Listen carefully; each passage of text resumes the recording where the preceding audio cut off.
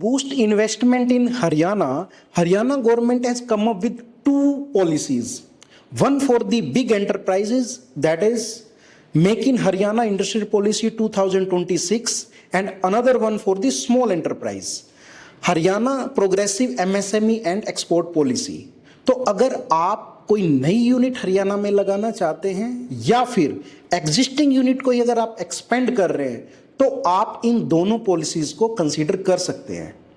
जो make in Haryana policy है it is for the big enterprises, like अगर आपके प्रोजेक्ट बड़े हैं, ultra mega project, large project, अगर आप बड़ी इन्वेस्टमेंट कर रहे हैं तो आप इस पॉलिसी को कंसीडर कर सकते हैं।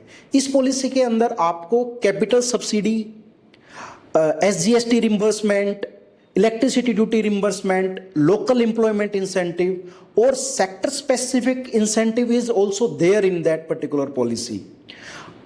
इफ यू आर एक्सपोर्टर के लिए अलग से इंसेंटिव है, export booster incentive, turnover, export turnover का एक पर्टिकुलर परसेंटेज आपको इंसेंटिव के रूप में दिया जाएगा।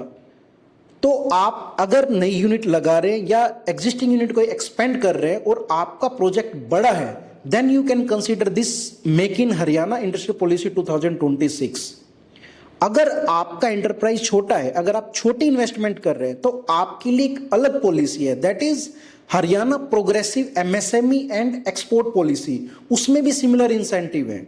तो आपको अगर आप नई यूनिट लगा रहे हैं, छोटी या बड़ी, और एग्जिस्टिंग यूनिट को अगर आप एक्सपेंड कर रहे हैं तो you should consider either of both policies. जिस भी पॉलिसी में आप फॉलो करते हैं then you can take benefit of it if you are satisfying the eligibility criteria. Thank you very much.